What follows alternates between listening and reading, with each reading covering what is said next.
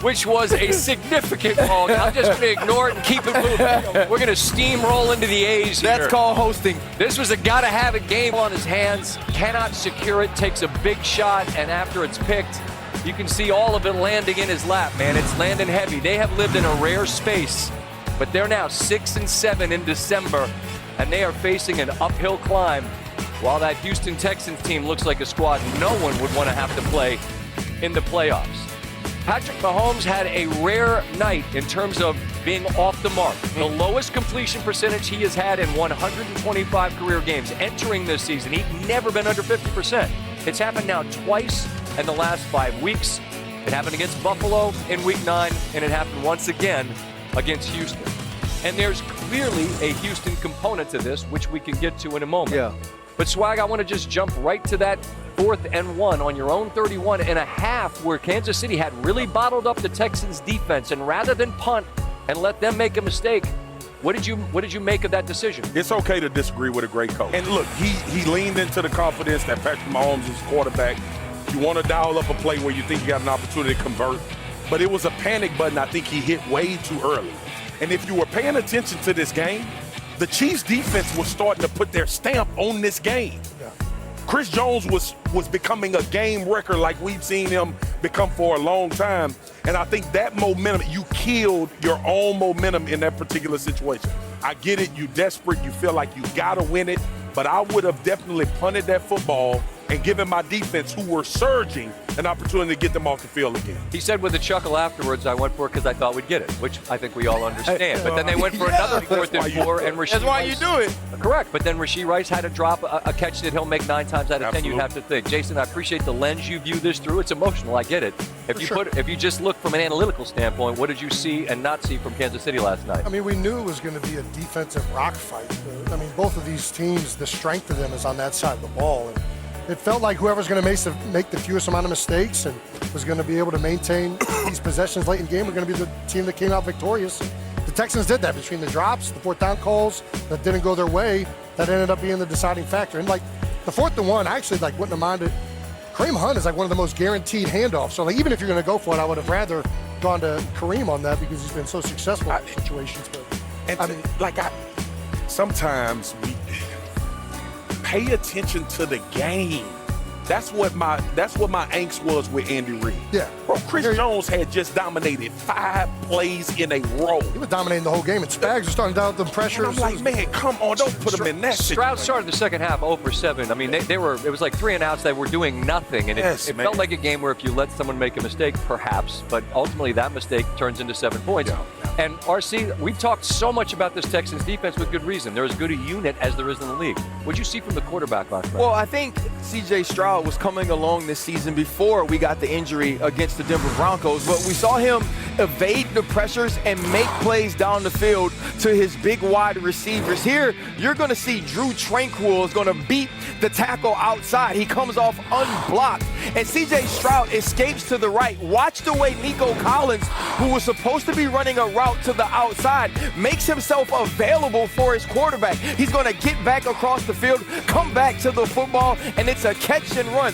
We didn't see Kansas City Chiefs wide receivers making these plays, and here's late in the game. You heard Marcus talk about Chris Jones being a game wrecker. He wins right away one-on-one with the guard, and everyone's covered downfield. Watch C.J. Stroud break the tackle, get outside the box, and now in a circle of Kansas City Chiefs defenders, he throws this football to Jayden Higgins and completes it on 3rd and 3. That's a huge play for the Houston Texans, and those are the sort of things you want to see from C.J. Stroud, because you know, you score 20 or 21 with this defense, you have an opportunity to win. At that point, it's a coin flip game, that 3rd down. Instead of a long field goal on a cold night, it turns into a touchdown. Kansas City goes for it again on a 4th down. They end up winning by 10, and that means that the playoff picture for the moment, when you consider that the fixture the Chiefs have been, they're not going to win the AFC West for the first time in a decade. Houston is in possession of the final wild card spot with wins head-to-head over Buffalo, Indianapolis, and Kansas City in the last 3 weeks. So it's not just winning, it's who they're beating. Meanwhile, the Chiefs are going to have to win out and get help just to be part of the tournament where, again, they have lived for a decade. Chargers, the significance of tonight's game is obvious. They're sitting at 6th. A loss drops them to 8th for the moment. behind the Colts. Speaking of which, this Indianapolis Colts season, which has been such a wonderful story, has hit some bumps, and now a monster injury to discuss. Adam Schefter, senior NFL insider, joins us. How significant is the damage for his Achilles? Well, Scott, you see the Colts record. There are not many 8-5 teams that have as many problems as the Indianapolis Colts do right now. They've lost their quarterback, Daniel Jones, to a season-ending torn Achilles. He's out for the year. He will need surgery. They're trying to figure out when, where, and with who to have that surgery. And it's a devastating injury for Daniel Jones and the Colts. His contract expires after the season. They traded 2 first-round draft picks for Sauce Gardner, knowing in part that Daniel Jones could and would be their quarterback. But now there are questions about when he'll be ready next season, even if he does re-sign in Indianapolis. And the man that's backing up Daniel Jones, Riley Leonard, now has a knee issue his own. He's dealing with knee soreness. They are uncertain whether he can play Sunday at Seattle. And their cornerback, Charvarius Ward, has now entered concussion protocol for a 3rd time this season. Lots of issues right now in Indianapolis, none bigger than the quarterback position. I mean, 3 weeks ago they got the lead in Kansas City. That dissolves. Then they lose back-to-back divisional games. Now all these injuries and an incredibly difficult schedule to finish. Adam, thanks for that insight and information. More to come from you as we continue here on Monday Night Countdown. Keenan Allen told me at the Pro Bowl last year, I'm going to ride this thing till the wheels fall off. Well, they haven't fallen off yet.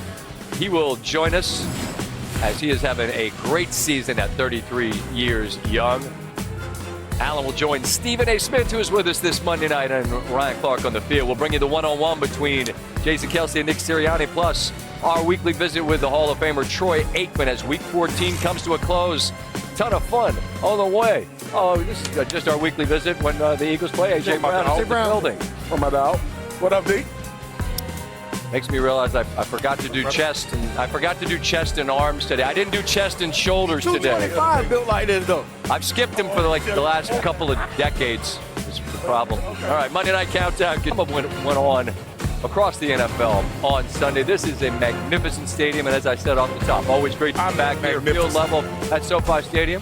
Magnificent, Scott. It really is incredible. It is. That's Marcus Spears, Jason Kelce, Ryan Clark. I am Scott Van Pelt. Fantastic to be with you. It is warmer in here than it was in New England last week. Just a little bit. I got a story. Okay. So I'm getting ready for this week. And I tell my wife, I said, babe, you dress me this week, okay? You dress me. I'm not doing nothing. You dress me. You look good. So for 2 years, I've been coming to this show without having to go to the mall. Coincidentally, I find myself in the mall the first time I tell my wife to dress me. And then I just realized before we come on TV, I'm sitting my big ass up here in green. You look great. Like I'm going for the Eagles. It just registered to me. This is not to go opposite of RC because he does team colors every week. That's right. She put me in green, took me to the mall, and now I feel just dumb, like I'm up here sitting going for the Eagles. Well, I'm not. She also bought you a tie that looked like a paper bag. She did. She said the tie looked like a paper bag. Now, I don't know what that story got to do with anything we're going to do the rest Not a damn thing. Nothing. But I thought it was important to share. It is. All right. And so Chargers fans, obviously swag hates. It's not Is this for personal. Chargers fans or Cowboys? I don't know. We're going to get the earliest pivot mention we ever have. We will pivot to the action